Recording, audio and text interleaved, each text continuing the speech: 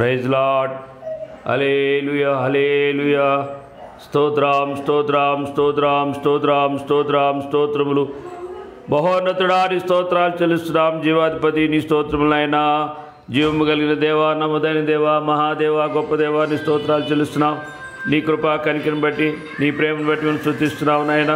Bethesda God ministry బట్టి నీ స్తోత్రాలు చెల్లిస్తున్నాం ప్రభువా. నీ స్తోత్రాలు స్తోత్రాలు స్తోత్రాలు చెల్లిస్తున్నాం అయ్యా. మరి అక్టోబర్ మాసం నాయన 4వ తారీఖు పరిశుద్ధ దినం ఈ లైవ్ కార్యక్రమానికి మీరు అధ్యక్ష వహించండి. కూడా వచ్చిన బిడ్డలు దీవించండి నాయన. నీ స్తోత్రాలు పాటలు పాడుతుండగా మంచి స్వరాలు దయచేయండి. పాటల్లో, ప్రార్థనలో, కీర్తనలో, వర్తమానంలో మీరే నడిపించి బలపరిచి సహాయం చేయమని ప్రతి నాయన దుష్టుడు ఆటంకాలను యేసునామములో తొలగిపోనుగాక. నీ రక్తం ఇక్కడ ప్రోక్షం చేస్తున్నాం. నీ ఆత్మ సంచారం ఇక్కడ ఉంచండి. కరెంటుని మీ స్వాధీనపరచుకోండి. వైఫైని మీ స్వాధీనపరచుకోండి. అల్పడి నీ దాసుడిని మరుగు చేసి మాట్లాడండి నాయన. నా నోటికి తోడుకొండండి ప్రభా. అయ్యా నీ స్తోత్రాలు చెల్లిస్తున్నాం నాయన. ప్రారంభం నుంచి ముగింపు వరకు క్రమముగా మర్యాదగా జరిగించి మీ నామానికి మహిమ ఘనత ప్రభావాలు తెచ్చుకోమని నజరేయుడైన యేసుక్రీస్తు నామమున బట్టి ప్రార్థించి వేడుకొంచున్నాము తండ్రి. ఆమేన్. హల్లెలూయా. ఒక పాట పాడుకుందాం.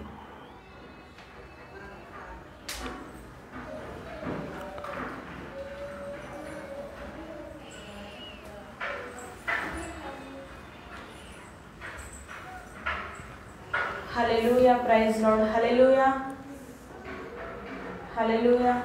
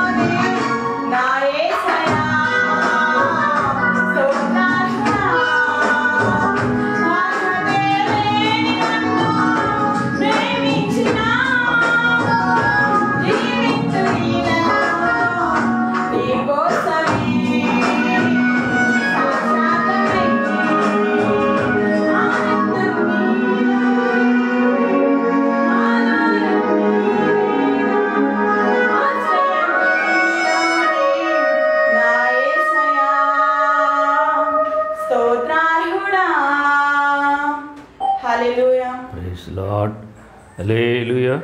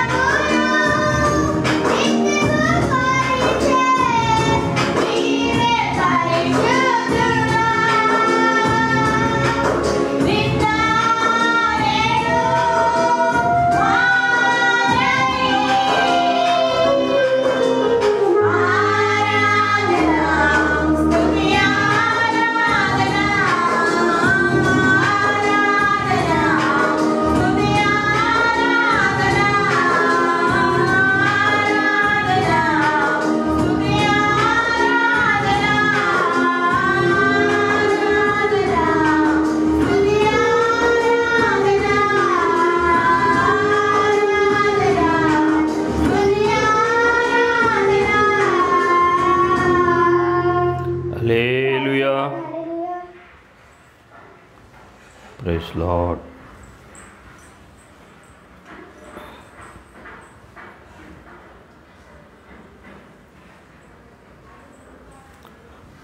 వాటర్ తీసుకో అమ్మగారి మీరు. కీర్తన గ్రంథము 1వ కీర్తనని, కీర్తన గ్రంథము 1వ కీర్తన 6 వచనాలు ఉన్నాయి. మొదటి వచనం చదువుకుందాం. దుష్టుల ఆలోచన చొప్పున నడవక, పాపుల మార్గమున నిలవక, అపహాసకులు కూర్చుండు చోటును కూర్చుండక, యెహోవా ధర్మశాస్త్రమునందు ఆనందించుచు దివారాత్రము దానిని ధ్యానించువాడు ధన్యుడు. అతడు నీటి కాలువల యోరను నాటబడినదై ఆకువాడక తన కాలమందు ఫలమిచ్చే చెట్టు వలె నుండును. అతడు చేయునదంతయు సఫలమగును. దుష్టులు అలాగనే ఉండక గాలి చెదరగొట్టు పొట్టు వలె ఉందురు. కాబట్టి న్యాయ విమర్శలో దుష్టులను, నీతిమంతుల సభలో పాపులను నిలువరు. నీతిమంతుల మార్గము యెహోవాకు తెలియను, దుష్టుల మార్గము నాశనమునకు నడుపును. మన వినికిడిలో ప్రభువు ఈ కీర్తన దీవించునుగాక. ఆమేన్. హల్లెలూయా. పాట పాడు, ఆరాధన.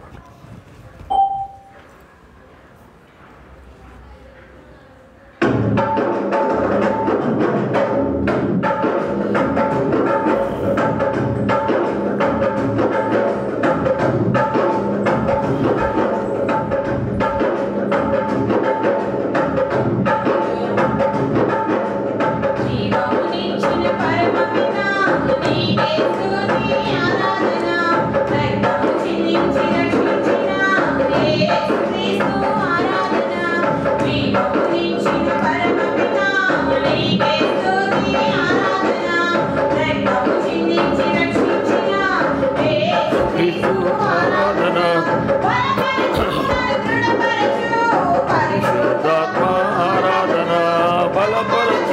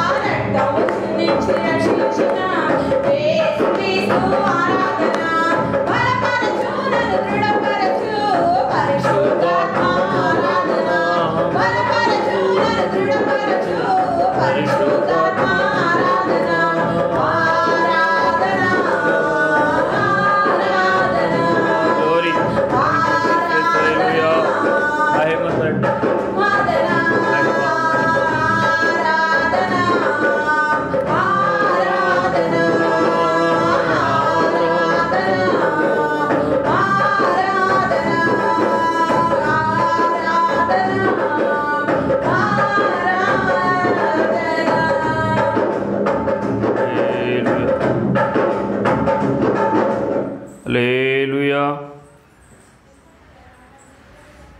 మంచిది. ప్రభువైన యేసుక్రీస్తు నామములో మీ అందరికీ హృదయపూర్వక వందనాలు. బాగున్నారా?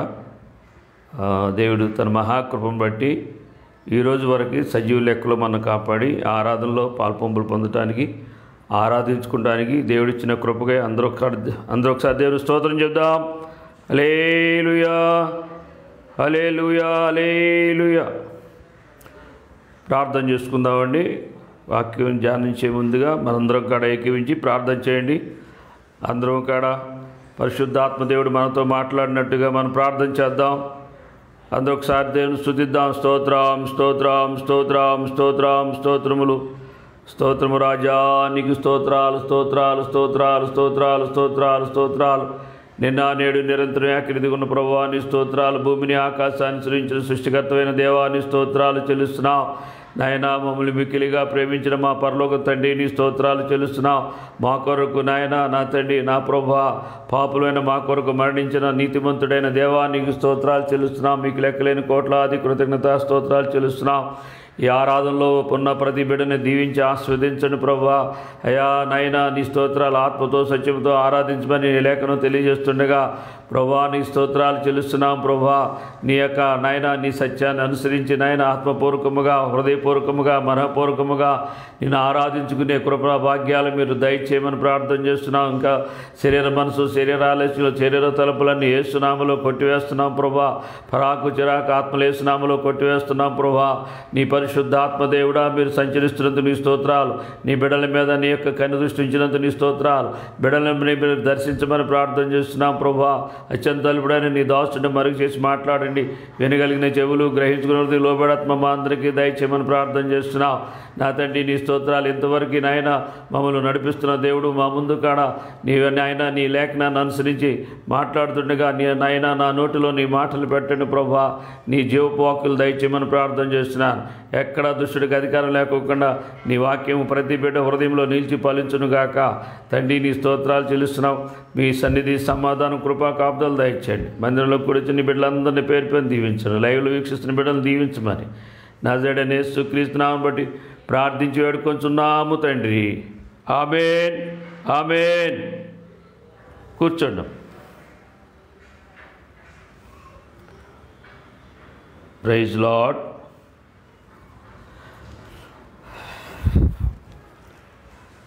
దేవుని వాక్యాన్ని ధ్యానం చేసుకుందామండి. మరి వాక్య భాగం ఏంటంటే మత్తయి సువార్త 3వ అధ్యాయము 12వ వచనం చదువుకుందాం. ఆయన చాట ఆయన చేతిలో ఉన్నది. ఆయన తన కళ్ళమును బాగుగా శుభ్రము చేసి గోధుమలను పొట్టులో పోసి ఆరని అగ్నితో పొట్టును కాల్చివేయనని వారితో చెప్పాను. ఇది యేసు ప్రభుల వారు మరి ఉపమాన రీతిగా చెప్పిన ఈ మాటలు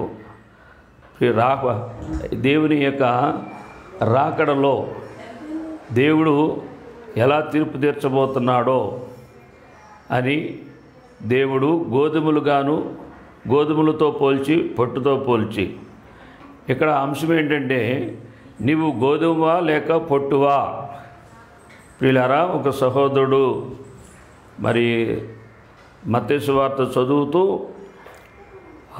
ఈ యొక్క మత్తయి సువార్త 3వ అధ్యాయం 12వ వచనం గురించి నాకు కొంచెం చెప్పండి అని చెప్పినప్పుడు నేను ప్రార్థన చేసినప్పుడు ఆరాధనలో ఈ వాక్యం చెప్తే బాగుంటుంది అని నేను ప్రార్థన చేసుకొని నేను సిద్ధపడ్డాను.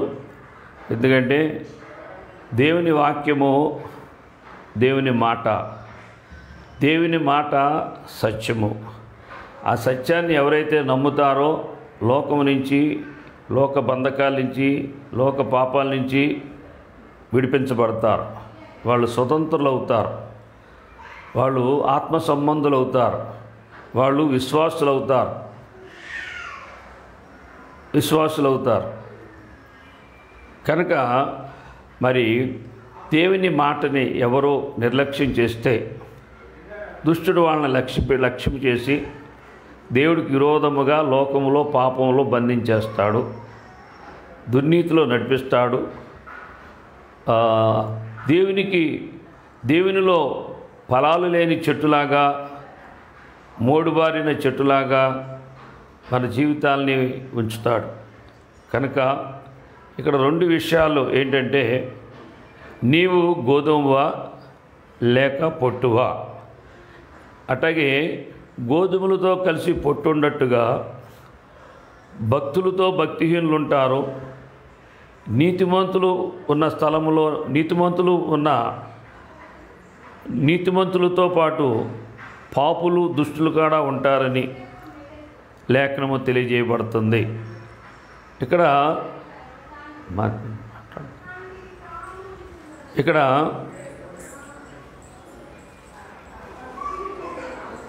ఆయన చేట ఆయన చేతిలో ఉన్నది. ఇక్కడ దేవుడు ఒక రైతు, వ్యవసాయదారుడు నాటులు వేసి దాన్ని, ఆ పంట పండిన తర్వాత దాన్ని కూర్చుకునేటప్పుడు, కోసి దాన్ని, ఆ పంటని కూర్చుకునేటప్పుడు ఏం చేస్తాడంటే ఆ యొక్క దుల్లగొట్టి ఆ గోధుమల్ని ఆ యొక్క చాటతో తూర్పారపడతారు. ఇప్పుడంటే మిషన్లు వచ్చినాయి, టెక్నాలజీ పెరిగింది. మా చిన్నప్పుడు ఇప్పుడు కూడా కొన్ని సాటల గాలికి ఆ చాటలో ఉన్న ఆ విత్తనాలు అలా చాటలోంచి పోసినప్పుడు పొట్టేమో గాలికి కొట్టుకుపోద్ది, గట్టి గింజలు అక్కడ ఒక సాట పడతాయి అన్నమాట. అట్లా దేవుడు తీర్పు తీరుస్తాడు అని వాక్యం చెప్తుంది. కళ్ళము అంటే అక్కడ మనం నూర్చే ఒక స్థలము, నూర్చే స్థలము అంటే దేవుడు ఆయన రాకడలో ఆయన ధవళ సింహాసనం మీద ఆసీనుడయి మరి తీర్పు తీరుస్తాడని మత్తయి సువార్తలో రాయబడిన 25 అధ్యాయంలో రాశాడు. అలాగే ఇంకా మరి యేసు ప్రభువు చెప్పిన అనేక ఉపమానాలు ఉన్నాయి. అవన్నీ ఆ ఉపమానాలని మనం గ్రహించుకుని మన జీవితాలను మార్చుకుని మరి గట్టి గింజల వలె, గోధుమల వలె మనం ఫలించాలని దేవుడు కోరుకుంటున్నాడు. గోధుమ ఆహారానికి మనకి ఉపయోగపడుద్ది. మనకి ఆ బలాన్ని, శారీరకమైన బలాన్ని ఇస్తుంది. అలాగే వాక్యం మనకి ఆత్మక బలాన్ని ఇస్తుంది. గోధుమలు మనం ఆహారం లేకపోతే మనం క్షీణించిపోతాం, బలహీనమైపోతాం, నీరసమైపోతాం, ఏ పని చేయలేని నిరాసక్తితో ఉంటాం, కొన్నాళ్ళకి చనిపోతాం. అలాగే ఆహారము అది శరీరానికి సంబంధించిన, ఆత్మ సంబంధించిన దేవుని వాక్యం లేకపోతే ఆత్మీయంగా చచ్చిపోతాం. దేవుని వాక్యము మనలో ఉంటే దుష్టుని జయిస్తాం. లోకంలో పాపంలో పడుకోకుండా మన వాక్యం కాపాడుద్ది. ఒక మనిషి పాపం చేయకోకుండా ఉండాలి అంటే, దేవుని ఎదుట పాపం చేయకుండా ఉండాలంటే మన హృదయంలో వాక్యాన్ని ఉంచుకోవాలి. కనుక వాక్యము అంటే ఆ యొక్క గోధుమ సాదృశ్యముగా ఉన్న ఆ గోధుమను, మనిషికి సాదృశ్యంగా ఉన్న ఆ గోధుమ, వాక్యానికి సాదృశ్యంగా ఉన్న ఆ గోధుమ, అది ఆహారానికి బలాన్ని ఇచ్చే ఆ గోధుమ, అట్లాగే దేవుని మాటగా ఉన్న ఆ గోధుమ, అది ఎంతో విలువైనది. ఆ విలువైన దాన్ని మనం జాగ్రత్త చేయాలంటే విలువలేని దాన్ని, పైనున్న పొట్టు తీసేయాలి. ఆ భక్తిహీనత, ఆ బలహీనత ఆ భక్తిహీనులలోంచి భక్తులు ఏరు చేస్తాడు దేవుడు. పొట్టు, ఇక్కడ గోధుమ గురించి మనం నేర్చుకుంటున్నాం. పొట్టు గురించి కూడా మనం ఏమి నేర్చుకోవాలనుకున్నా దేవుడి దగ్గరే నేర్చుకోవాలి, పరిశుద్ధ లేఖనము ద్వారా నేర్చుకోవాలి. పరిశుద్ధ లేఖనము ద్వారా నేర్చుకోవాలి. లోకంలో నేర్చుకున్నది లోక సంబంధమైంది, శరీర సంబంధమైంది. లోకంలో బ్రతకడానికి ఈ లోక జ్ఞానము శరీరానుసారమైన మనసు, ఆలోచనలు, తలంపులతో ఈ లోకంలో అనేక మంది ఎలా బ్రతకాలో బతుకుతారు. ఇక్కడ ఇది లోకము కాదు, పరలోకము, ఆత్మ సంబంధము. పరలోకములైన దేవుడు, పరిశుద్ధుడైన దేవుడు, నీతి కలిగిన దేవుడులో ఎవరు మరి ఎలా ఫలించాలో, ఎలా ప్రవర్తించాలో నేర్పేదే వాక్యం. వాక్యము మనని మార్చుద్ది. మనం అంతకుముందు లోకంలో ఉన్నాం, లోక జ్ఞానం కలిగి ఉన్నాం, లోక ఆశలు కలిగి ఉన్నాం. లోకంలో పాపంలో బంధించబడి ఆత్మీయ నేత్రాలు మూయబడి అబద్ధములో అక్రమంగా జీవిస్తున్న మనని సత్యమనే వాక్యము మన యొక్క హృదయాన్ని మార్చి, మన మనసును మార్చి, మన కన్నులు తెరిచి దేవుడిని చూపించి దేవుని యందు భయభక్తులు కలిగేటట్లుగా దేవుడి వాక్యము భక్తులుగా మార్చుద్ది. ఆనాడు యోబు భక్తులు చూసినా, అలాగే మోషే భక్తులు చూసినా, అలాగే అపోస్తలుడైన పౌలు భక్తులు, ఈ భక్తులందరూ కూడా ఒకనాడు లోకంలోనే ఉండారు, పాపం చేసిన పాపులుగా ఉండారు.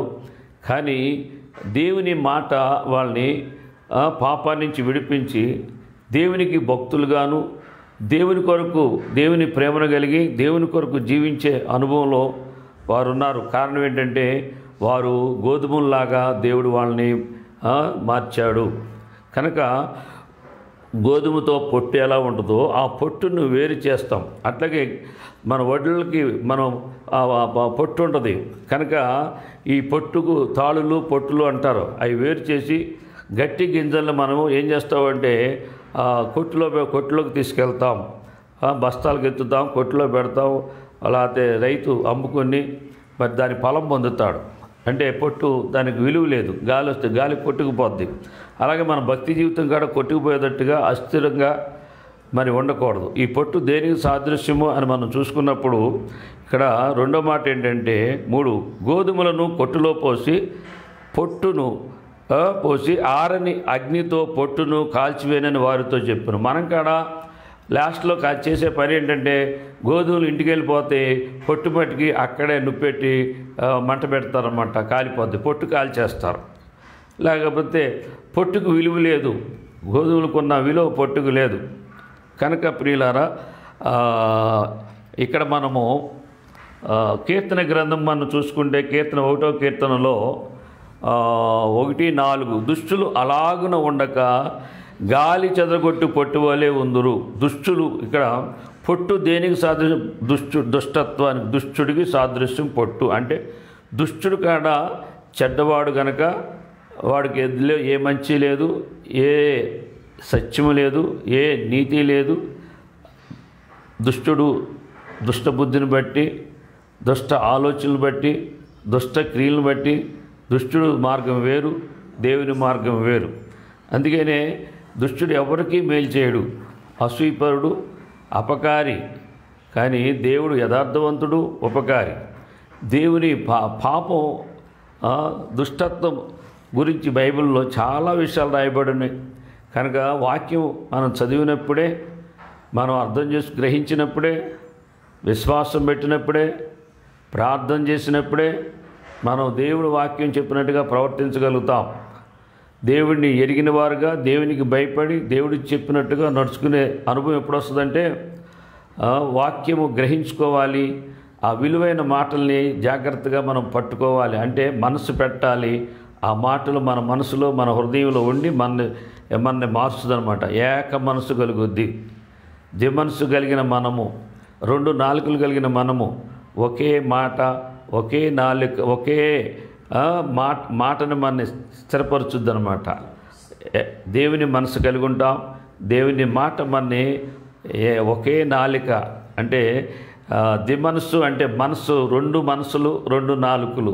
ఇది దుష్టుడికి సంబంధించింది, లోకానికి సంబంధించింది. మాటలు మారుస్తూ తాంత్రికంగా, కృత్రికంగా, మోసకరముగా మాట్లాడే మాటలు, చెడు మాటలు, అబద్ధము, ఇవన్నీ కూడా దుష్టునికి సంబంధించింది. ఇది ఎక్కడుందంటే లోకంలో ఉన్నది. కనుక అక్కడ వాక్యం చెప్తుందంటే 5వ వచనం, కాబట్టి న్యాయ విమర్శలో దుష్టులను, నీతిమంతుల సభలో పాపులను నిలువరు. అది న్యాయ విమర్శలు. దేవుడు న్యాయాన్ని బట్టి విమర్శిస్తాడని వాక్యం చెప్తుంది. అన్యాయస్తులు దేవుని రాజ్యానికి వారసులు కారు. ఇక్కడ న్యాయం ఏంటంటే సత్యాన్ని నమ్ముకున్నప్పుడు ఆ సత్యాన్ని అనుసరించి ఆ దేవునికి మహిమొచ్చేటట్లుగా దేవుని బిడ్డలుగా మనం జీవించినప్పుడు ఆయనకి మనం న్యాయం చేసిన వాళ్ళు అవుతాం. మన నమ్మిన దేవుడు, మన రక్షించిన దేవుడు, మన కొరకు ప్రాణం పెట్టిన దేవుడు, మనకిచ్చిన సువార్త సత్యాన్ని మనం ఆయన యొక్క ఆయన నీతిని మనం ఈ లోకంలో ప్రకటించి అనేక ఆత్మల్ని ఆయనకు అప్పగించడమే దేవుని దృష్టిలో న్యాయం. మనం పరిశుద్ధంగా జీవించడం న్యాయం, నీతిగా జీవించడం న్యాయం, దేవుని చిత్తం చేయటం న్యాయం. లోకంలో పాపంలో మళ్ళీ లోకంలోకి వెళ్ళిపోయి మళ్ళీ పాపం చేసి దుష్టుడు పని చేస్తే దేవుడికి అన్యాయం చేసిన వాళ్ళం అవుతాం, దేవుడిని నష్టపరిచిన వాళ్ళం అవుతాం. అంటే దేవుడు అంటే సంఘాన్ని, ఆయన రాజ్యాన్ని విరోధమైన పాపం చేసిన వాళ్ళం అవుతాం. కనుక మనకు ఒక విమర్శ దినం ఒకటి ఉందని, న్యాయాన్ని బట్టి విమర్శిస్తాడని, దుష్టులను నీతిమంతులు సభలో న్యాయ విమర్శలో దుష్టులను, నీతిమంతుల సభలో పాపులు నిలవరు. అదండి. కానీ ఇక్కడ నిలవచ్చు, మందిరంలో నిలవచ్చు, ఊళ్ళో నిలవచ్చు, ఎక్కడైనా నిలవచ్చు, ఏమైనా మాట్లాడవచ్చు. కానీ దేవుడు సభలో, దేవుని సముఖములో, దేవుని వాక్యములో, దేవుని సత్యములో నిలవలేరని దేవుడి వాక్యం స్పష్టంగా చెప్తుంది. కనుకనే వాక్యం కొంతమందికి దేవుని మాట వాళ్ళకి కష్టంగా ఉండదు కనుక, ఇష్టంగా ఉండదు కనుక లోకాన్ని ప్రేమించేవాళ్ళు, లోక మాటలు బట్టి నడుచుకునేవాళ్ళు దేవుని సన్నిధికి దూరంగా ఉంటారు. ఒకవేళ మందిరానికి వచ్చినా కానీ వాక్యం మనసు పెట్టరు, వాక్యాన్ని అంగీకరించరు, వాక్యాన్ని గ్రహించరు, వాక్య ప్రకారంగా నడుచుకోలేరు. కారణం ఏంటంటే వాళ్ళ యొక్క హృదయము దుష్టుడికి సంబంధించింది, వాళ్ళ మనస్సు దిమనస్సు, రెండు మనస్సులు అన్నమాట. కష్టం వస్తే దేవుడు కావాలి, ఇష్టమైనప్పుడు బాగున్నప్పుడు లోకం కావాలి, లోక స్నేహాలు కావాలి. ఇదంతా ఈ రెండు మనసులు కలిగిన వాళ్ళు ఎక్కువ ఉంటారు. కనుక రెండు మనసులు కలిగిన వాళ్ళని ఒక మనసులోకి తీసుకొచ్చి లోకంలో పాపంలో ఉన్నవారిని దేవుని మార్గంలోకి, నీతిలోకి నడిపించడమే సంఘం చేసే పని, దేవుని రాజ్యం కట్టే పని. నీతిమంతులు చేయవలసిన పని ఏంటంటే దేవుడిని ప్రేమించిన వాళ్ళు, నీతిమంతులుగా ఉన్నవారు, విశ్వాసం కలిగిన వాళ్ళు, దుష్టుడు మోసంలో ఉన్న వాళ్ళని, దుష్టత్వంలో నుంచి, చెడుతనంలో నుంచి, పాపంలో నుంచి వాళ్ళని సన్మార్గంలోకి, సత్యంలోకి, దేవుని రాజ్యంలోకి మనం నడిపించాలి. మనం చేసే పని అది. కనుక ఇక్కడ దుష్టుడు వలన మనకి కీడు కలుగుద్ది, అలాగే దేవుడి వల్ల మనకు మేలు కలుగుద్ది. దేవుడు మేలు కలగాలి అంటే మనము విశ్వాసులుగా ఉండాలి, గట్టి గింజలుగా ఉండాలని దేవుని లేఖనం తెలియజేయబడుతుంది. అపోస్తలుడైన పౌలు ఎఫెసీ సంఘంతో ఏం చెప్తాడంటే, దుష్టుడి గురించి ఏం చెప్తాడంటే 4:37లో సమస్తమైన ద్వేషము. దుష్టుడి గుణలక్షణం ఏంటంటే ద్వేషం, ద్వేషం, ద్వేషం. ప్రతి విషయంలో కూడా ద్వేషము అనేది దుష్టత్వానికి ముంగుర్తు. ద్వేషము, ప్రేమ ఉండదండి. ఉన్న కపట ప్రేమే, ఉన్న మోసకరమైన ప్రేమే. కానీ ఒరిజినల్ దేవుని ప్రేమ అనేది, దయ అనేది, జాలి అనేది, కనికరం అనేది, క్షమాపణ అనేది, ఇవన్నీ వాళ్ళు తెచ్చిపెట్టుకున్నవి ఉండొచ్చు కానీ, మోసకరంగా ఉండొచ్చు కానీ యథార్థంగా ఉండదండి. అందుకనే ఇక్కడ సమస్తమైన ద్వేషము, కోపము. ఈ కోపం మనకెంత చెడు చేస్తుందంటే మన జీవితాలు నాశనం చేస్తుంది. మనశ్శాంతి లేకుండా, నెమ్మది లేకోకుండా, ఎదటోళ్ళ మీద ఓర్చుకోలేని స్థితి. అందుకనే పౌలు గారు అన్నాడు, కోపపడు కానీ పాపము చేయకుడి. పాపము చేయకుడు అంటే కోపం సహజంగా వస్తుంది, కానీ నియంత్రించుకోవాలి. కోపం వస్తుంది, ఎమ్మటే ఆ కోపాన్ని తగ్గించుకోవాలి. కనుక మనుషులు కోపం వస్తుంది, శరీరంలో ఉన్నాం, లోకంలో ఉన్నాం, పాపులతో ఉన్నాం, మనకు తెలియకోకుండానే దుష్టుడు వాళ్ళ ద్వారా మనని ఏదో ఒక రకంగా డిస్టర్బ్ చేసి మనని మోసకరమైన పాపంలో పడేయడానికి ఎప్పుడు శోధిస్తూ ఉంటాడు. మన దినదినం చనిపోవటం అంటే ఏంటంటే దుష్టుడు శోధిస్తూ ఉంటాడు, నీతిమంతులను శోధిస్తాడు, భక్తులను శోధిస్తాడు, మంచి వాళ్ళని శోధిస్తాడు. వాళ్ళని ప్రార్థన చేసుకొనివ్వకోకుండా, భక్తిగా జీవించుకోకుండా, మాదిరికరంగా అనేక మందిని దేవుని రాజ్యానికి అనేక ఆత్మలను అప్పగించుకోకుండా, దేవుని పని చేయకోకుండా ఎప్పుడు కూడా నీతిమంతుల్ని శోధించడానికి దుష్టుడు లాంటి దుష్టుడిని నమ్మిన వాళ్ళు, దుష్టుడి మాట వినేవాళ్ళని దుష్టుడు వాడుకుంటాడు. కనుక మనం దుష్టుడు వాడుకునే వారిని, పొట్టు లాంటి వాళ్ళని, అస్థిరుల్ని, స్థిరం లేని వాళ్ళని, దిమనుషుల్ని దుష్టుడు వాడుకుంటాడు. ఇక్కడ కోపము అనేది సమస్త ప్రతి విషయంలో కోపం మనకు నష్టం. క్రోధం, అల్లరి, ఇవన్నీ దూషణ, ఇవన్నీ కూడా ఒక మనిషిలో దుష్టుడు వల్ల వస్తాయన్నమాట. ద్వేషం వస్తుంది, కోపం వస్తుంది, క్రోధము. ఈ క్రోధము వచ్చిందంటే ఇక ఆ మనుషుల్ని ఆ క్రోధం అంటే ఏంటంటే చంపేస్తారన్నమాట. హత్య. కనుక అల్లరి, కొంతమందికి అల్లరి దెయ్యాలు పడతాయి. ఇంకా అల్లర ఊరు అల్లరే, ఇల్లు అల్లరే, ఎక్కడ చూసినా అల్లరే. ఇది అల్లరపు ఆత్మలు అంటారు దీంట్ని. కనుక ఇవన్నీ దురాత్మల్లో ఉన్న కొన్ని భాగాలన్నమాట. ఈ అల్లర దెయ్యాలు, దూషణ, ఎంతసేపు ఎదటి వాళ్ళు నిందించడం, దూషించడం, శపించడం, ఎంత ఎవరిలో ఉన్నా వీళ్ళంతా కూడా దుష్టుడులో ఉన్నారు. దుష్టుడు వాళ్ళని మోసగించాడు, దుష్టత్వంలో నడిపిస్తున్నాడు అని మనం తెలుసుకోవాలి. కనుక ఎవరో వాక్యము మన్ని నీతిమంతులు ఎవరో, దుష్టుడెవడో, అలాగే మరి ఎవరు ఎటువంటి వాళ్ళో, ఎవరు గుణలక్షణాలు ఎటువంటియో, ఎవరు స్వభావం ఎటువంటిదో, ఎవరు క్రియలు ఎటువంటియో అన్నీ కూడా వాక్యంలోనే మనకు తెలుస్తుంది అనమాట. హృదయం నిండిన దాన్ని బట్టి నోరు మాట్లాడద్ది. కనుక అతని మనసులో ఏముందో, అతని హృదయంలో ఏముందో అదే మాట్లాడతాడు, అదే చేస్తాడు. కనుక అది మారాలి. ఒక మనిషి మారాలంటే మారు మనసు పొందాలి. అందుకని ఎఫెసీ సంఘంతో కూడా నువ్వు మారు మనసు పొందితేనే సరే అంటున్నాడు. లేకపోతే నేను వచ్చి నీ దీపస్తంభాన్ని తీసివేస్తానంటున్నాడు. మారు మనసు అన్నప్పుడు అక్కడ ప్రేమ మొదట నీకుండిన ప్రేమ విడిచితివి అంటున్నాడు. అంటే మారు మనసు ఏంటంటే ప్రేమని విడిచిన ప్రేమ లేని మనిషి.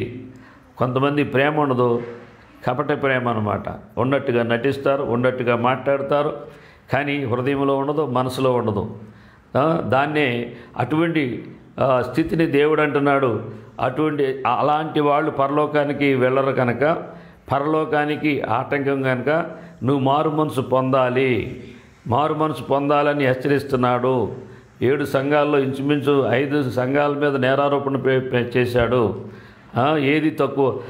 ఎఫెసీ సంఘానికి ఒకటి తక్కువ, అన్నిట్లో పాస్ అయింది. కానీ ఆ ఒక్కటి కాడ ఆ మారు మనసు పొందితేనే అంటున్నాడు. ఆ నేరం మోపుతున్నాడు దేవుడు, తీర్పు తీరుస్తున్నాడు.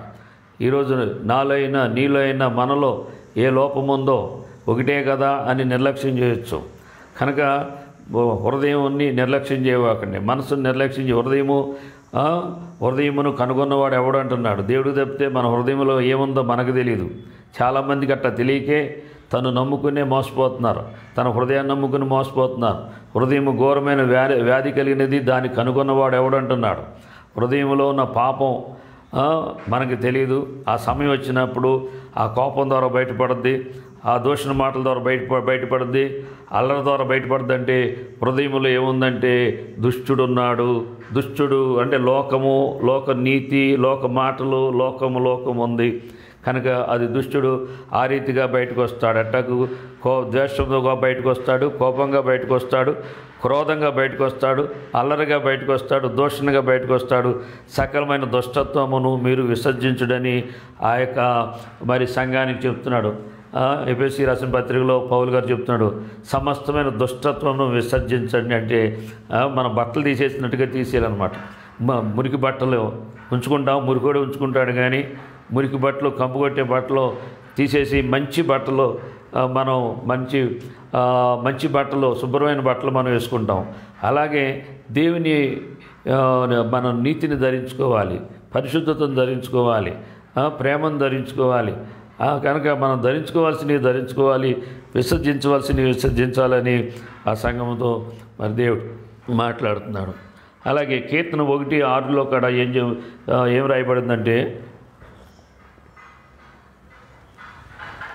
నీతిమంతుల మార్గము యెహోవాకు తెలియను, దుష్టుల మార్గము నాశనమునకు నడుపును. నీతిమంతుల మార్గము దేవుడికి తెలుస్తుంది. మన మార్గాలు, మన హృదయం దేవుడికి తెలుసు, మన మనసు తెలుసు, మన ఆలోచనలు తెలుసు, మన తలంపులు తెలుసు. దేవుడికి మనం ఏమీ చెప్పాల్సిన పని లేదు. కొన్నిసార్లు మనం పొరపాటు పడితే దేవుడు ఆత్మ, వాక్యము ఆత్మ మనం సరి చేస్తుంది. మన గుణం ఏంటో దేవుడికి తెలుసు కనుక మనుషులకు తెలియపోవచ్చు.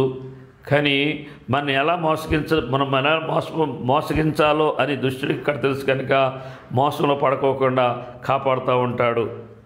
మన హృదయాన్ని, మన మనస్సు పవిత్రంగా ఉంచుకున్నప్పుడే మనము మన మార్గంలో తొట్టిల్లుకోకుండా, కుడి ఎడమ మీదకి తొట్టిల్లుకోకుండా తిన్నని మార్గంలో సత్యంలో మనం నడవగలుగుతాం. దేవుడికి తెలుసు అది. కనుక దేవుని బిడ్డల గురించి దేవుడికి తెలుసు అని వాక్యం చెబుతుంది. 12వ వచనం, సామెతలు 6:12. కుటిలమైన మాటలు పలుకువాడు పనికి మాలిన వాడును దుష్టుడనై ఉన్నాడు. కుటిలమైన మాటలు, కుటిలత్వం అంటే కొంతమందికి చూడలేని కళ్ళు, వారవలేని మనసు, కుళ్ళుకుంటూ ఉంటారు, అసూయ. ఇటువంటి మనుషులంతా కూడా దుష్టులంట. వీళ్ళని మీరు వాళ్ళ స్నేహం చేసినా, వాళ్ళని ప్రేమించినా నీకు ఎంచేపు కూడా నీకు కీడే చేస్తారు. నీకు అపకారమే చేస్తారు. నువ్వు ఉపకారం చేసినా వాళ్ళు అపకారం చేస్తారు, మేలు వాళ్ళకి చేసినా కీడే చేస్తారు. కనుక ఇటువంటి వాళ్ళతో మన భక్తుల్ని భక్తిహీనులు చేస్తారు. మాటల ద్వారా మనం ఎంతో తప్పిపోతాం. కనుక యాకోబు గారు కూడా అంటున్నాడు, మాటలో తప్పని ఎడల. యాకోబు పత్రిక 3వ అధ్యాయము 2వ వచనం అనుకుంటే చదవము. యాకోబు పత్రిక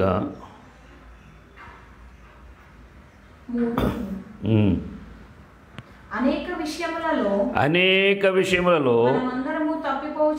మనమందరము తప్పిపోతున్నాము. ఎవడైనను మాట యందు తప్పని ఎడల అట్టివాడు, అదండి మాటలో తప్పిపోయిన వాడు లోపం లేదంటే మాటలో తప్పిపోయాడు, అందులో లోపం ఉంది. తన సర్వ శరీరమును స్వాధీనమందుంచుకొన కళ్ళెము పెట్టుకొని, అది నోటికి కళ్ళెము అంటే గుర్రానికి కళ్ళెము ఉంటే ఎట్టయితే కంట్రోల్గా ఉంటుందో అలాగే ఒక మనిషి మాటలో తప్పుకోకుండా ఉంటే సమస్త శరీరం స్వాధీనంగా ఉండాలంటే పరిశుద్ధాత్ముడు ఉంటాడు. మాటలో తప్పని వాడిలో, యథార్థత కలిగిన వాడిలో, విశ్వాసం కలిగిన వాడిలో పరిశుద్ధాత్ముడు ఉండి మన నోటికి కాపుదలు ఇస్తాడు, మన కన్నులకు కాపుదలు ఇస్తాడు, మన చెవులకు కాపుదలు ఇస్తాడు. కనుక కాపుదల అనేది పరిశుద్ధాత్ముడి నుంచి వచ్చేది. కనుక దేవుని మన కంట్రోల్ చేసేది పరిశుద్ధాత్ముడు. గుర్రాన్ని మనం ఎట్టయితే మన యొక్క ఆ గుర్రానికి వేసిన కళ్ళెము, ఆ తాళ్ళు మన చేతిలో ఉన్నప్పుడు దాన్ని ఎలా అయితే కంట్రోల్ చేస్తామో మన పరిశుద్ధాత్ముడు ఏలుబడి చేయాలి, ఆయన నడిపించాలి. ఆయన దేవుని సత్యములో, దేవుని నీతిలో ఆయన మనం నడిపిస్తాడు.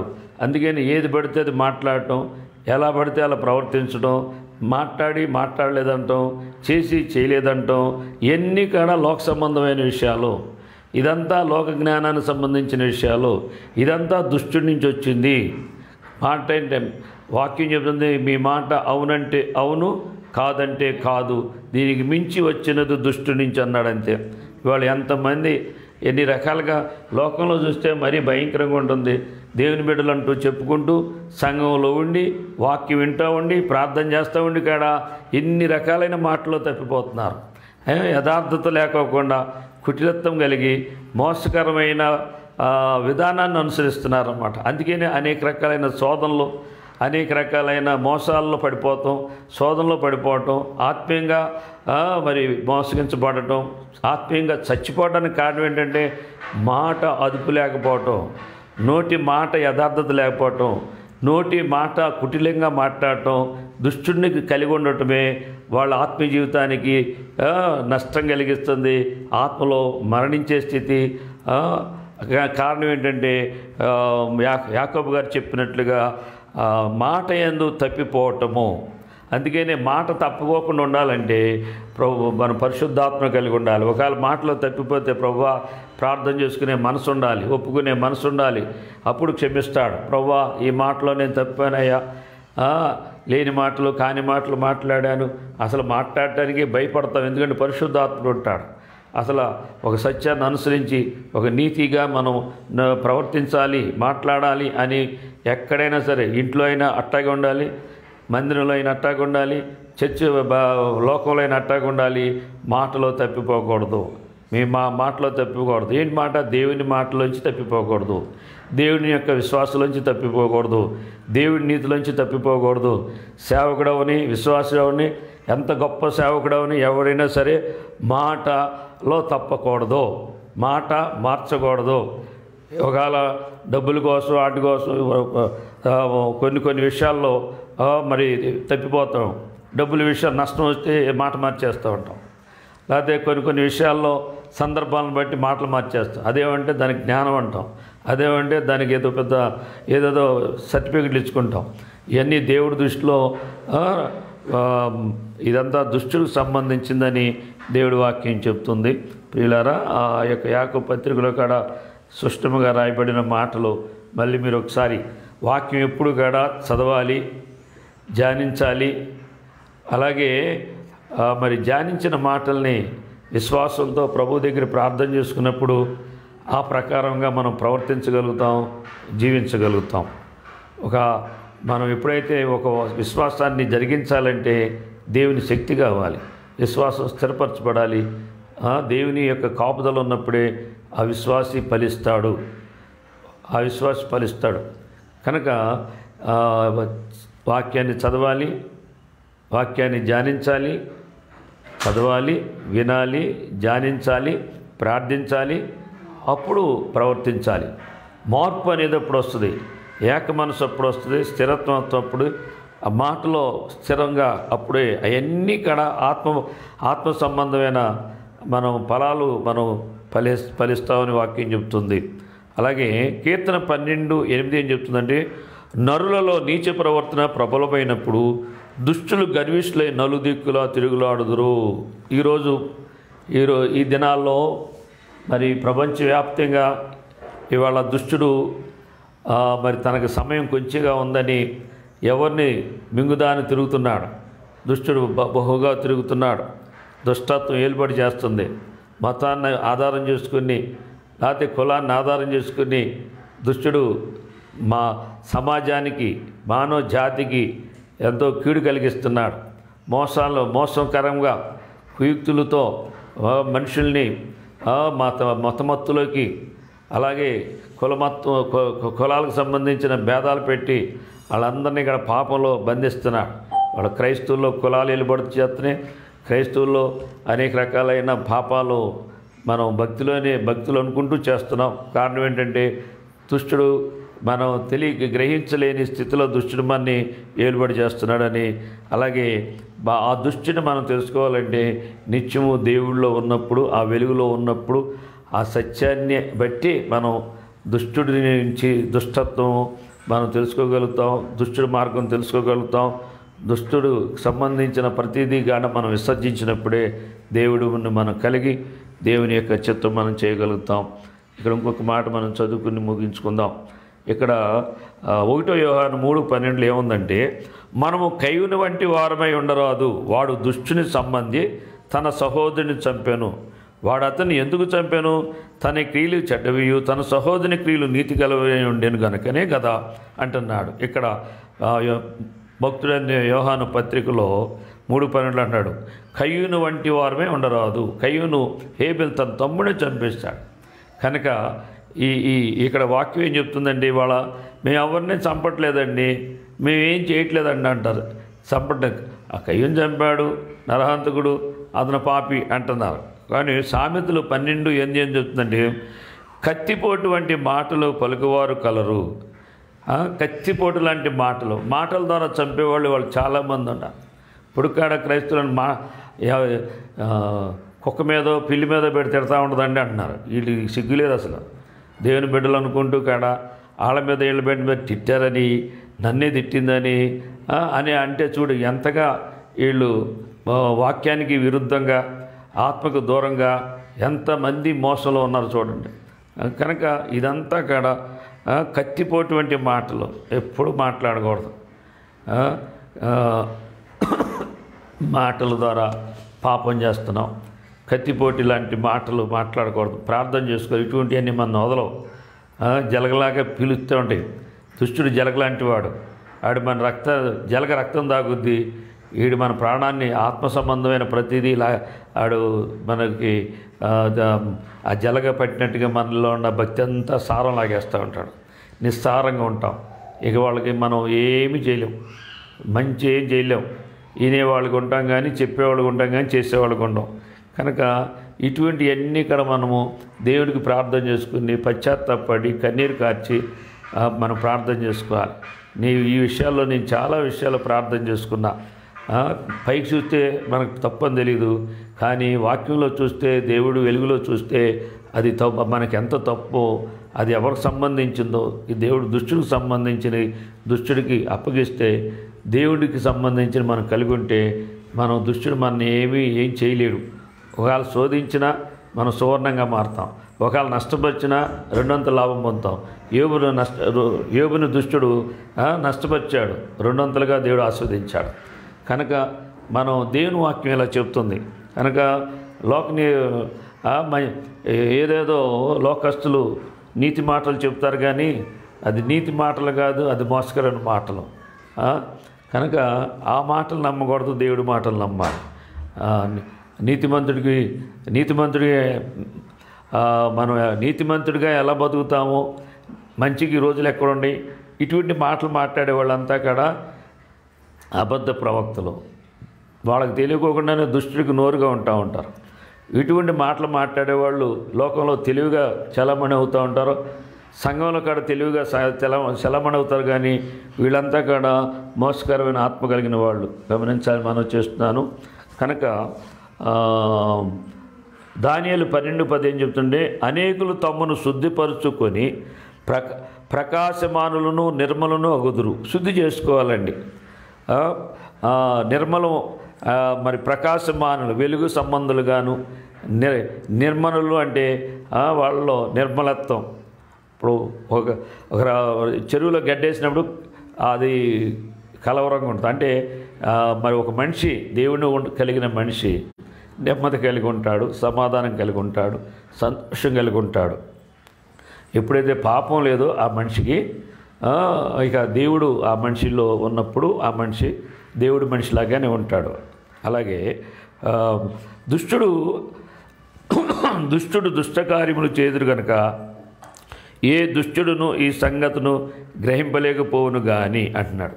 దుష్టుడు గ్రహించలేడు, కానీ దేవుడు మరి విశ్వాసం కలిగిన వాళ్ళు దేవుడు గ్రహించే శక్తి ఇస్తాడు. మనం అడగాలి, ప్రభువా నాకు గ్రహించుకునే శక్తి, వాక్యం వింటున్నాను కానీ గ్రహించుకోలేకపోతున్నాను, ప్రార్థన చేస్తున్నా కానీ వాక్యానుసారంగా మరి నీకు అంగీకారమైన ప్రార్థన చేయలేకపోతున్నాను, అందుకని ఆ ఫలాలు చూడలేకపోతున్నాను అని మనం దేవుడి దగ్గర ప్రార్థన చేసినప్పుడు నిశ్చయముగా దేవుడు మనకి ఆ గ్రహింపు శక్తి ఇస్తాడు. లాస్ట్ మాట దానియేలు 7:10, అగ్ని వంటి ప్రవాహము ఆయన యొద్ద నుండి ప్రవహించుచుండెను, వేవేల కొలది ఆయనకు పరిచారకులుండి, కోట్ల కొలది మనుషులు ఆయన ఎదుట నిలిచిరి, తీర్పు తీర్చుటకే గ్రంథములు తెరవబడిను. పరలోకములో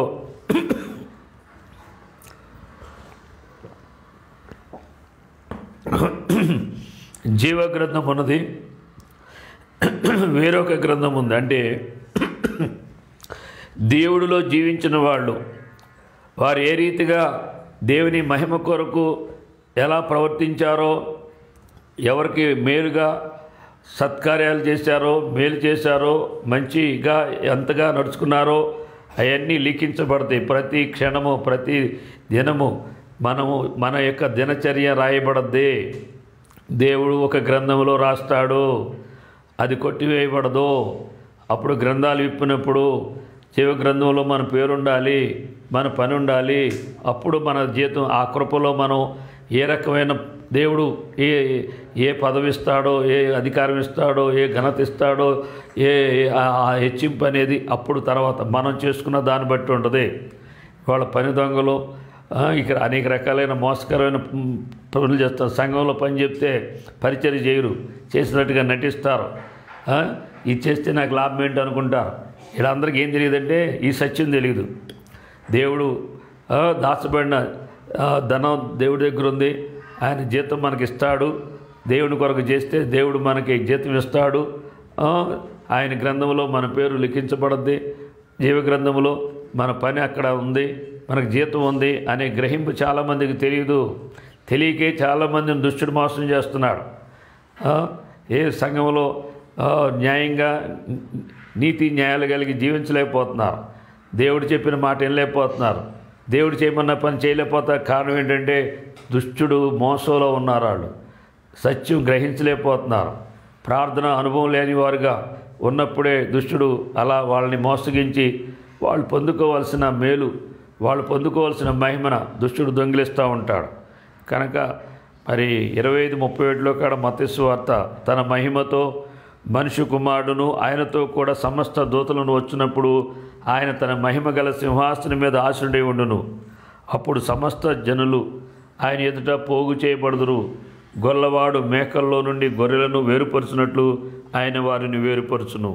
కుడివైపున తన కుడివైపున గొర్రెలను, ఎడవైపున మేకలను నిలవబెట్టును అని ఇలా దేవుడు చెప్తున్నాడు. ఇందాకే పొలంలో గురించి పొలము, పైరు, తూర్పార పట్టడం, అలాగే గోధుమలు పొట్టును వేరు చేయటం, పొట్టును కాల్చడం మనం మొదటగా అంశం చూసుకున్నాం. ఇక్కడ గొర్రెలు మేకల్లో నుంచి గొర్రెలు ఏం చేస్తాంట అంటే మేక గర్వానికి సాదృశ్యం, గొర్రె దీనత్వానికి సాదృశ్యం. గొర్రె మందతో ఉండదు, గొర్రె కాపరతో ఉండదు. కానీ మేకలు అలా ఉండవండి. తన స్వలాభం కొరకు, తన ఘనత కొరకు, తనకి గొర్రె ఒంటరిగా ఎక్కడ పసదని ఉంటే అక్కడ పోతూ ఉంటుందన్నమాట. అది మేక. ఈ మేక లాంటి స్వభావము, దుష్టుడు లాంటి స్వభావము, గర్వము ఉంటుంది. గర్వం అలంకారంగా ధరించుకుని మేక గర్విస్తుంది. దానికి తోక కొమ్ములు పొడుగా ఉంటాయి, తోక పెద్దగా ఉంటుంది, అది ఊపుకుంటా నడుస్తుంది. అటువంటి మనుషుల్ని వాళ్ళు చూస్తూ ఉంటాం మనం. అటువంటి స్వభావం కలిగి ఉండకూడదు. అందుకని ఎడవైపునేమో మేకలు పెడుతున్నాడు, కుడివైపునేమో గొర్రెలు పెడుతున్నాడు. గొర్రెలనేమో దేవుడు సిద్ధపరిచిన నిత్యరాజ్యానికి పిలుస్తున్నాడు. మేకలేమో నిత్య నాశనానికి, అగ్నిలోకి మేకలను పంపిస్తున్నాడు. అక్కడేమో పొట్టుని కాల్చాడు, ఇక్కడేమో మేకల్ని నరకానికి పంపిస్తున్నాడు. ప్రియులారా, అక్కడేమో గోధుమల్ని కొట్లో పెట్టాడు, నీతిమంతులను కూడా నిత్య జీవానికి పంపిస్తున్నాడు. ఇది ఈ రీతిగా తీర్పు తీరుస్తాడు. ఈరోజు మనము దేవుడి తీర్పులో ఈరోజు మనం తీర్పు తీర్చుకుంటే మనం తీర్పులోకి రాము. దేవుడికి దూరంగా ఉండి, వాక్యానికి దూరంగా ఉండి, పాపం చేస్తూ మరి మేము మంచివాళ్ళమని వేషధారులుగా ప్రవర్తించే వాళ్ళని, ఆ మేకలాంటి స్వభావం కలిగిన వాళ్ళని అప్పుడు దేవుడు తీర్పు తీర్చి వేరు చేస్తాడు. ఇప్పుడు కలిసే ఉంటారు. గొర్రెలు, మేకలు, మందలో కలిసే ఉంటాయి. కనుక దేవుడు ఒకరోజు తీర్పు తీరుస్తాడు అని మనం గమనించాలి. నువ్వు మేకగా ఉన్నావా, గొర్రెగా ఉన్నావా, గోధుమగా ఉన్నావా, పొట్టుగా ఉన్నావా అని పరిశీలించుకుని ప్రభువుని వేడుకుందాం, ప్రార్థన చేసుకుందాం. పశ్చాత్తాపంతో ప్రార్థన చేస్తే ఎటువంటి దుష్టత్వాన్నైనా విడిపించి దైవత్వంలోకి నడిపించే దేవుడు మనకున్నాడు. ఆయన మాటలు ఉన్నాయి. ఆ మాటలు మనలో మార్పు తెస్తాయి. ప్రార్థన చేసుకుందానికి ముందుగా ఒక పాట పాడుకుందాం.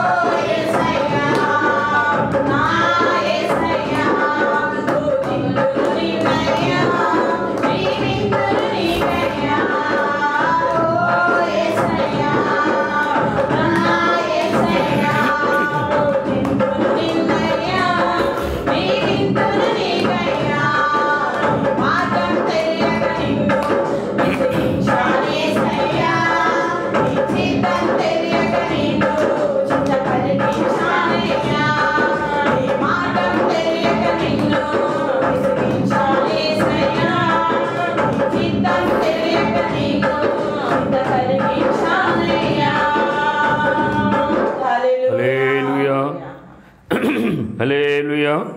ప్రియులారా, మనం దేవుని వాక్యం విన్నాం. ఒక్కసారి వాక్యము మనం గ్రహించుకుని విమర్శించుకుని మరి పొట్టు లాంటి వదులుకున్నప్పుడు గట్టి గింజగా విశ్వాసిగా భక్తులుగా మనము విలువైన వారుగా పరలోకానికి కొనుకోబడతాం. గట్టి గింజల్ని కొట్టులో మరి గింజల్ని ఎలా అయితే మనం ధాన్యాన్ని కొట్టులో పెడతామో సంచుల్లో మూట కట్టి, అలాగే పరలోకానికి పరిశుద్ధులు కొనుకోబడతారు విశ్వాసులు. కనుక మనం విమర్శించుకుంటే తీర్పులోకి రాము. ఇప్పుడు విమర్శించుకోకపోతే గోధుమ గింజతో పొట్టు కలిసి ఉన్నట్టుగా, మేకలతో గొర్రెలతో మేకలు కలిసి ఉన్నట్టుగా ఉన్నప్పుడు దేవుడే తీర్పు తీర్చి వేరు చేస్తారంటున్నాడు. దేవుడు వేరు చేసిన తర్వాత మనం పరలోకానికి మరి గోధుమ గింజ కానీ, విశ్వాసులు కానీ, పరిశుద్ధులు కానీ, నీతిమంతులు కానీ పరలోకానికి వెళ్ళిపోతారు. పొట్టులాగా ఉన్నవాళ్ళు గర్వం కలిగి, మేక స్వభావం కలిగి, ఏ మేలు చేయని వారు, మేలు గిట్టని వారు, మంచి గిట్టని వారు, దుష్ట స్వభావం కలిగిన వారు, పొట్టు లాంటి వాళ్ళు, మేకల లాంటి వాళ్ళంతా కూడా అగ్నిగుండానికి, నరకానికి వెళ్తారు. ఎంత క్లారిటీగా దేవుడు తీర్పు తీరుస్తాడు. దేవుడు అన్నీ చూస్తున్నాడు. దేవుడు గ్రంథంలో రాస్తున్నాడు. కనుక ఈ జీవ గ్రంథంలో నీ పేరు కొట్టివేయబడకుండా ఉండాలంటే, వేరొక గ్రంథంలో నీ పని ఫలితం లేని పని, ఆ పనికి దగ్గర జీతం నువ్వు పొందాలంటే ఒక మనసు కలిగి ఉండాలి, ఒక మాట కలిగి ఉండాలి, యథార్థత కలిగి ఉన్నప్పుడే, మనం మాట కట్టుబడినప్పుడే దేవుడు మనని పరలోకానికి తీసుకెళ్తాడు. అందుకనే దుష్టుడు లాంటి స్వభావాన్ని వదులుకొని దేవుడు లాంటి, క్రీస్తు లాంటి స్వభావం కలిగి ఉండాలి, క్రీస్తు మనసు కలిగి ఉండాలి, క్రీస్తు లాగా గుణ లక్షణాలు కలిగి ఉండాలి. అందుకనే వాక్యం తెలుసుకోవాలి, గ్రహించాలి, ప్రార్థన చేసుకోవాలి. ప్రభువా, నీలాగా నన్ను చేయనాయనా, నువ్వు చెప్పినట్టుగా నేను ఇన్నిదట్టుగా చేయనాయనా అని ప్రార్థన చేసుకోవాలి. శరీర సంబంధమైన అవసరాల కోసమే ప్రార్థన చేసుకోవటం కాదు, కానీ ఆత్మ సంబంధముగా దేవుని బిడ్డలుగా మార్చబడాలని, మారు మనసు కలిగి ఉండాలని, మనసు స్థిరంగా ఉండాలని, మరి దుష్టుడితో సంబంధం లేకుండా, లోకంలో పాపం చేయకోకుండా ప్రభుకి బిడ్డలుగా చెప్పినట్టుగా నడుచుకునేటట్లుగా ఉండాలని మనం ఎక్కువగా ప్రార్థన చేసుకోవాలి. కన్నీటి ప్రార్థన చేయాలి, మోకాళ్ళు ప్రార్థన చేయాలి, పశ్చాత్తాపంతో ప్రార్థన చేయాలి, ఉపవాస ప్రార్థన చేయాలి. ప్రార్థన వల్లే దుష్టత్వం పోద్ది, దైవత్వం వస్తుంది. ప్రార్థనే మనకు ఆయుధం. ప్రార్థించడం అంటే దేవుడితో మాట్లాడటం, మన యొక్క బలహీనతలు చెప్పుకోవాలి, మన బంధకాల్లో ఏ బంధకాల్లో ఉన్నామో విడిపించమని ప్రభువును బతిమాలాడాలి. ఎందుకంటే ఆయన ఇష్టం లేకుండా మనమే మన సొంత ఆలోచనలతో, మన సొంత నిర్ణయాలతో చేసిన ప్రతి పని మనకి ఆటంకం కలిగించే అన్ని కాడ పశ్చాత్తాపం ఒప్పుకోవాలి. అప్పుడు ప్రభు కనికరించి, మన క్షమించి, మన విడిపించి, మన రక్షించి, మన కాపాడుతాడు. అటువంటి కృప దేవుడు మనందరికీ దయచేయునుగాక. ప్రార్థన చేసుకుందాం. అమ్మగారు ప్రార్థన చేస్తారు. అందరూ కూడా మోకాళ్ళ మీద ఉండండి, ప్రార్థనలు ఏకీపించండి. దేవుని నామానికి స్తోత్రములు. అయ్యగారికి నా వందనాలు, మీ అందరికీ నా హృదయపూర్వకమైన వందనాలు. అందరూ బాగున్నారా? ప్రార్థన చేసుకుందాం. పరిశుద్ధుడైన తండ్రి, ప్రేమ కలిగిన దేవ, దయగలిగిన తండ్రి, నీ స్తోత్రాలు చెల్లించుకుంటున్నాం. చాలా చాలా మంచి దేవుడు, చాలా చాలా గొప్ప దేవుని స్తోత్రాలు ప్రభా. నాయన నిన్న నేడు నిరంతరం ఏకృతికున్న తండ్రి స్తోత్రాలు. నువ్వు ఉన్నవాడు అనువాడు కనుక నీ స్తోత్రాలు. ఎక్కువని దేవుడుగా కలజిల్లు ధన్యులు అన్నారు నీ స్తోత్రాలు. అయ్యా నీ కనుగొని బట్టి ప్రభా నీ స్తోత్రాలు చెల్లించుకున్నాం. మీరు ఇచ్చిన ధన్యతను బట్టి, మీరు ఇచ్చిన ఈ కృపను బట్టి ప్రభా తండ్రి, నీ కోట్ల కొలది ప్రభా తండ్రి కృతజ్ఞతాస్తులు స్తోత్రాలు చెల్లించుకుంటున్నాను. అయ్యా మీకు వందనాలు చెల్లించుకుంటున్నాను ప్రభా. ఈ 2020 సంవత్సరం నాయన అక్టోబర్ నెల ప్రభా, ఈ 4వ తారీఖు నాయన, ఈ నెలలో మొదటి పునరుద్ధానంలో ప్రభా తండ్రి నాయన, ఇదిగో దయదశ గారి కుటుంబాన్ని ఇచ్చిన ఆప్తి వెళ్ళే కుటుంబాలను ప్రభా, ఈ ఆరాధనలో ప్రభా తండ్రి మీరు నిలబెట్టి సజీవులుగా నాయన మీరు నాయన కాపాడినందుకు మీ స్తోత్రాలు చెల్లించుకుంటున్నాను ప్రభా తండ్రి. నీకు వందనాలు నాయన. నీకే స్థుతులు స్తోత్రాలు చెల్లించుకుంటున్నాను ప్రభా. ఎంతగానో ప్రభా తండ్రి కంటి రెప్పవలే కాపాడి ఇజ్రాయెల్ని కాపాడేవాడు పురుగుడు నిద్రపోవడం ప్రభా నీ స్తోత్రాలు. ఈ భయంకరమైన దినంలో కూడా ప్రభా తండ్రి నీ రెక్కల కింద భద్రపరిచి పది కీడు అపాయాలు తప్పించిన ఆయన నీ స్తోత్రాలు చెల్లించుకుంటున్నావు ప్రభా తండ్రి. నన్ను మీరు ఇచ్చిన మంచి సమయాన్ని తరుణాన్ని బట్టి నీ స్తోత్రాలు ప్రభా. ఈ పునరుద్ధాన దినంలో ప్రభా తండ్రి స్తోత్రాలు చెల్లించుకున్న ప్రార్థనలో తోడుగున్నాను నీ స్తోత్రాలు చెల్లించుకుంటున్నాం. పాటల ద్వారా మహిమ పొందారు ప్రభా నీ స్తోత్రాలు. ఆరాధన అంతట్లో కూడా తోడుగున్నందుకు నీ స్తోత్రాలు చెల్లించుకుంటున్నాం ప్రభా. నీకు వందనాలు ప్రభా తండ్రి. ఒక్క దినం ఏ దినం కంటే శ్రేష్టమైంది అంటున్నావు ప్రభా. ఎవరు కూడా ప్రభా తండ్రి నా స్తోత్రాలు పునరుద్ధాన దినం పాగొట్టుకోకుండా ప్రభా ఇంకా ప్రభా తండ్రి మిగిలిన వారు ప్రభా తండ్రి రెండో ఆరాధన కూడా రావటం సహాయం చేయను ఆయన నీ స్తోత్రాలు ప్రభా తండ్రి. నిన్ను ఆరాధించి నిన్ను గణపరిచేవారుగా ప్రతి ఒక్క కుటుంబాలుగా ప్రభా నీ సన్నిధిలో కనపడటానికి సహాయం చేయను నీ స్తోత్రాలు చెల్లించుకుంటున్నాను ప్రభా. నీ వందనాలు నాయన.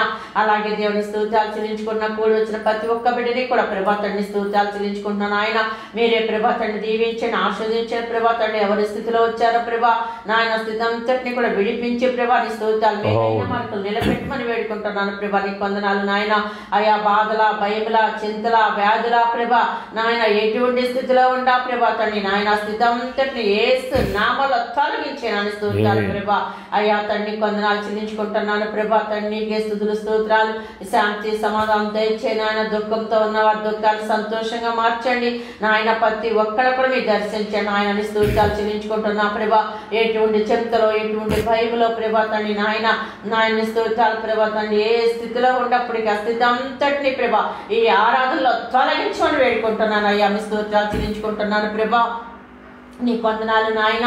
ఇదిగో దేవుని స్తోత్రాలు చెల్లించుకుంటున్నారు ప్రభా తండ్రి. నీకే స్తుతులు స్తోత్రాలు నాయన. అలాగే ప్రభా నీ వందనాలు చెల్లించుకుని ఎత్తబడిన లేఖన భాగం దయదోసుగా ప్రభా ఆత్మబుర్లు నిలబెట్టుకుని నాతో మాతో మీరు మాట్లాడినంత మీ స్తోత్రాలు చెల్లించుకుంటున్నాను ప్రభా. నిత్యము కూడా ప్రభా తండ్రి నీ సన్నిధిలో ప్రభా తండ్రి స్తోత్రాలు చెల్లించుకున్న గట్టి గోధుమ గింజ వలె ఉంటారు సహాయం చేయి నాని స్తోత్రాలు ప్రభా. ఇదిగో నాయన నీ స్తోత్రాలు చెల్లించుకుంటున్నా ప్రభా తండ్రి నాయన. అయ్యా పొట్టు వలె కాదు ప్రభా నీ స్తోత్రాలు చెల్లించుకుంటున్నా ప్రభా తండ్రి నాయన. అయ్యా నీ స్తోత్రాలు ప్రభా తండ్రి నాయన. అయ్యా మీకు వందనాలు చెల్లించుకుంటున్నా ప్రభా తండ్రి నాయన. గోధుమ గింజ వలె ప్రభా నీలో నిలిచి ఫలించి ప్రభా తండ్రి నాయన అభివృద్ధి చెందడానికి సహాయం చేయని స్తోత్రాలు ప్రభా నాయన. మీకు వందనాలు చెల్లించుకుని నీతిని రాజ్యం ఏమి కావాలో అడుగుడి నాయన అనుగ్రహిస్తానన్నా ప్రభా. రాజా నిన్ను కలిగి ఉంటే చాలు ప్రభా. అయ్యా ఆత్మానుసారంగా మేము ఫలిస్తే చాలు ప్రభా. నీ బిడ్డలకు ఏమి కావాలో సమస్తం మీరు అనుగ్రహించే దేవుడు అయ్యా నీ స్తోత్రాలు చెల్లించుకుంటున్నాం. నిన్ను కలిగిన జీవితం ఎళ్ళవేళ్ళ దయచే నాయన నీ స్తోత్రాలు ప్రభా. నీ రాత్రి వచ్చే వరకు కూడా ప్రభా తని నిన్ను కలిగిన జీవితమే నాయన జీవిస్తా సహాయం చే నాయన. అయ్యా మీకు వందనాలు చెల్లించుకుంటున్నారు ప్రభా తండ్రి నాయన. అలాగే ప్రభా తండ్రి జీవ గ్రంథంలో మా పేర్లుంటా సహాయం చేయని స్తోత్రాలు ప్రభా తండ్రి నాయన. గట్టి గోధుమ గింజ వలె ప్రభా నూరంతలుగా ఫలిస్తా సహాయం చేయని స్తోత్రాలు ప్రభా తండ్రి. మీకు వందనాలు చెల్లించుకుంటున్నాను నాయన.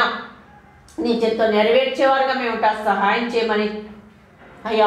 పొట్టు వాళ్ళే తప్పు వాళ్ళే కాదు ప్రభా తండ్రి స్తోత్రాలు. అగ్గిల్లో పడతా ప్రభా అట్టి వారిగా కాకోకుండా ప్రభా తండ్రి నాయన.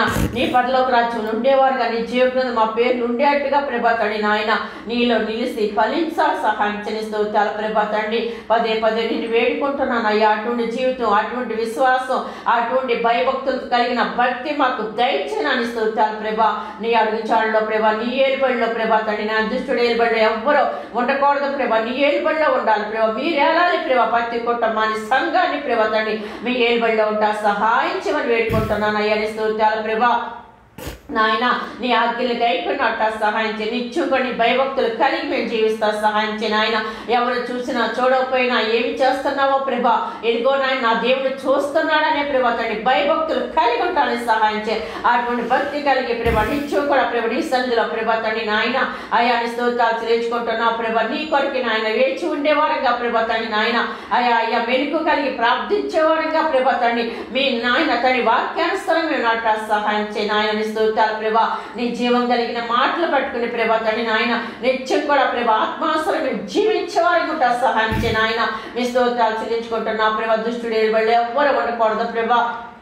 నీ ఏలుబడిలో ఉంటా సహాయం చేయమని, నీ కృపగల హస్తంతో నుంచి సహాయం చేయమని, ఆయన కూడి వచ్చిన బిడ్డలంతా దీవించి ఆశ్రయించమని, రెండో ఆరాధన అంతట్లో కూడా తోడు సహాయం చేయమని, మరి దయదర్శి గారి ప్రభా నాయన ఆత్మపులు నిలబెట్టుకుని ప్రభు రెండో ఆరాధనలో కూడా ప్రభు తండ్రి నాయన మీరే బలపరిచి ప్రభా తండ్రి స్తోత్రాలు చెల్లించుకుంటున్నా ప్రభు, ఇంకా గొప్ప చేస్తే మీరు అవసరం మీరు వాడుకుని సహాయం చేయమని, జ్యోతి బాస్ అనుషాన హ్యాపీ స్నో జేసన్ దీవించి ఆశ్రయించు, నాకు ఇచ్చిన ఆ బిడ్డ కుటుంబాలందరినీ కూడా మీరు దీవించి ఆశ్రయించమని, నీ కృపగల హస్తంతో నుంచి సహాయం చేయ, నీ నామానికి మహిమ ఘనత ప్రభావం తెచ్చుకోమని యేసు పరిశుద్ధ నామమున అతి యొక్క శ్రేష్ఠ నామమున అడిగి వేడుకుంటున్నాను తండ్రి. ఆమేన్. అలా కళ్ళు మూసుకునే ఉండండి ప్రియులా. ఒక్కసారి మనం విన్న వాక్యాన్ని ఒకసారి గ్రహించుకుని విమర్శించుకోవాలి. గట్టి గోధుమ గింజగా ఉన్నావా, పొట్టుగా ఉన్నావా, తాళ్ళు తప్పలుగా కాయగా ఉన్నావా, గొర్రెగా ఉన్నావా, మేకగా ఉన్నావా, ఏ స్వభావం కలిగి ఉన్నావు? ఎవరికి వాళ్ళే తెలుసుకోవాలి. అయ్యో నేను పొట్టులాగా ఉన్నాను ప్రభా, అయ్యా ఉపయోగకరం లేనట్టుగా అస్థిరంగా ఉన్నానయ్యా, శోధన వస్తే కొట్టుకుపోతున్నానయ్యా, శోధన జయించలేకపోతున్నానయ్యా, ఫలించలేకపోతున్నాను ప్రభా, నా యొక్క మనస్సు నా ఆలోచనలు నా తలంపుల్లో స్థిరత్వం లేదయ్యా, అయినా నీ యొక్క గొరికున్న విధేయత నాలో లేదు, దీనత్వం నాలో లేదు, తగ్గింపు నాలో లేదు, మందతో కలిసి ఉండటం, కాపురతో కలిసి ఉండటం, ఇటువంటి గుణలక్షణాలు పరిశుద్ధాత్మ గుణలక్షణాలు నాలో లేవు ప్రభా. మేకలాగా నాయన నేను ఉంటున్నాను ప్రభా, అయ్యా అంత మరి పొట్టులాగా ఉంటున్నాను ప్రభా, అయ్యో ప్రయోజనం లేని మనిషిగా ఉంటున్నాను అయ్యా. ఒక గింజ నాటు వేస్తే 10 గింజలు 15 గింజలు అట్లా ఫలిస్తుంది ప్రభా, కానీ ఒక్క ఆత్మకాడ సంపాదించలేకపోయాను, నా ఆత్మకాడ స్థిరపరచుకోలేకపోయాను, అయ్యో నన్ను క్షమించు ప్రభా అని ఇప్పుడు ఏడిస్తే, పశ్చాత్తాపడితే, కన్నీరు కారిస్తే, దేవుని బ్రతిమాలితే దేవుడు కనికరిస్తాడు, నీ ఆత్మను రక్షిస్తాడు. నీ ఆత్మను బట్టి అనేక మంది ఆత్మలను రక్షించేటట్టుగా ఒక సాధనంగా దేవుడు వాడుకుంటాడు. అది ఒక మనం ఏ స్థితిలో ఉన్నామో పరిశీలించుకోకపోతే మనం మోసగించబడతాం. అనేక మంది మేకలుగా ఉన్న వాళ్ళు కూడా మోసంలో ఉన్నారు, పొట్టు లాంటి వాళ్ళు మోసంలో ఉన్నారు. దుష్టుడు ఏలుబడిలో నడిపింపులో వంకర మార్గంలో ఉన్నారు. అటువంటి వాళ్ళందరినీ కూడా ఇప్పుడే సమయం ఉన్నప్పుడే, ప్రభు రాకడ సమయం ఉన్నప్పుడే, ఆయన రానప్పుడే, ఆయన విమర్శించినప్పుడే మనం విమర్శించుకుని తీర్పు తీర్చుకుంటే మనకు తీర్పు తీర్చబడదు. మనం మేకలుగా విమర్శ కలిగిన వాళ్ళం ఏకమనసు కలిగి ఉంటాం. ఏకమనసు కలిగిన మనని నీతిమంతులుగా పరలోకానికి కొనిపోబడతాడు దేవుడు.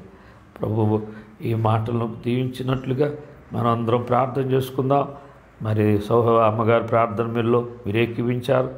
నిశ్చయముగా దేవుడు మనల్ని ప్రేమిస్తున్నాడు.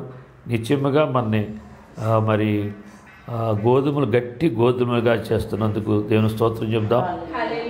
అలాగే గొర్రె స్వభావాన్ని మనకు కలిగిస్తున్నందుకు దేవుని స్తోత్రం చెప్దాం. దుష్టుడికి సంబంధించింది ఏది మనకొద్దు. లోకములో దుష్టత్వం అనేది లోకంలో ఉంది. అందుకే దేవుడు మన హెచ్చరిస్తున్నాడు, లోకాన్ని ప్రేమించొద్దు, లోకంలో వాటిని ప్రేమించొద్దు, తండ్రి ప్రేమ మీలో ఉండదంటున్నాడు. అలాగే లోకంతో స్నేహం చేయొద్దు, లోకంతో స్నేహం చేస్తే దేవునితో వైరము, దేవుని శత్రులు అవుతారు అంటున్నాడు. అయినా చాలామంది లోకంతో స్నేహం చేసి భక్తిలో మోసపోతున్నారు, అటు ఇటు కాని వాళ్ళుగా ఉంటున్నారు. కనుక గట్టికి తప్పలో తాళ్ళలాగా ఉంటున్నారు. ఇటువంటి వాళ్ళందరినీ కూడా దేవుడు మార్చడానికి సిద్ధంగా ఉన్నాడు. దేవుడి వాక్యం చెప్పాడు అంటే ఈ వాక్యానికి లోబడిన వాళ్ళు, ఈ వాక్యం ఎత్తి ప్రార్థన చేసిన వాళ్ళందరినీ, బ్రతిమాలిన వాళ్ళందరినీ దేవుడు గోధుమలుగా మార్చడానికి, అలాగే మరి మేకలను వేరు చేసి మరి గొర్రెలుగా మార్చడానికి దేవుడు ఇష్టపడుతున్నాడు. తండ్రి నీ స్తోత్రాలు చెల్లిస్తున్నావు నాయన. నీ కృపకై, నీ దయకై, నీ ప్రేమకై నీ స్తోత్రాలు. మమ్మల్ని ప్రేమించి మాతో మాట్లాడుతున్నారు. నీ మాటలను ప్రభా మేము గ్రహించి మీ మాటలు పట్టుకుని మీ మార్గంలో మేము నడిచేటట్టుగా సహాయం చేయండి. లోక స్నేహాలు, లోక మాటలు, లోక ప్రేమలు, లోక స్నేహాలన్నింటినీ చెడిపించండి. తండ్రి నీ స్తోత్రాలు చెల్లిస్తున్నాం ప్రభా. మరి నాయన నా తండ్రి నా ప్రభా, బాలో అల్లర్లాంటి స్వభావం ఉంటే తీసివేయండి. కోపాలు, క్రోధాలు నాయన నా తండ్రి, ఇంకా దుర్భాషలతో కూడిన ప్రవృత్తి మాలో అంటే తీసివేయండి. ఎవరిలో ఉన్నా అది నాయన దాన్ని దాచిపెట్టకూడదయ్యా. దాన్ని కప్పెట్టకూడదు ప్రభా. అది మీ దగ్గరికి తీసుకురావాలి. మీకు మీది సన్నిధిలో గోజాడాలి ప్రభా. ఈ దుష్టుడు స్వభావం తీసివే నాయన, ఈ దుష్ట మనసు తీసివే ప్రభా. నాయన ఈ దుష్టుడు మోసలోంచి విడిపించు ప్రభా అని పశ్చాత్తాపంతో ఏడ్చి నీ కృపకి పాత్రలవటానికి సహాయం చేయమని వాక్యం అందరిలో ఫలింపు దయచేయండి. మందిరంలో ఉన్న బిడ్డలందరిని బట్టి నీ స్తోత్రాలు, లైవ్లో ఉన్న బిడ్డలందరిని బట్టి నీ స్తోత్రాలు. బిడ్డలను పూర్తిగా నాయన అన్ని విషయాల్లో యేసు నామములో విడుదల కలుగును గాక తండ్రి. గట్టి గోధుమ గింజలుగా ఉదురుగాక. అలాగే తండ్రి మంచి నాయన గొర్రె స్వభావం కలిగి ఉందురు గాక. అటువంటి కృపలో దీవించి ఆస్వాదించిన చింతలపడైన నీ దాసుడి కుటుంబాన్ని చేతులుగా అప్పగిస్తున్నావు. సహాయం చేయమని అన్ని విషయాలు నష్టం తోడుగా ఉంచి దీవించమని నజరేయుడైన యేసుక్రీస్తు నామమును బట్టి ప్రార్థించి వేడుకొంచున్నాము తండ్రి. ఆమేన్.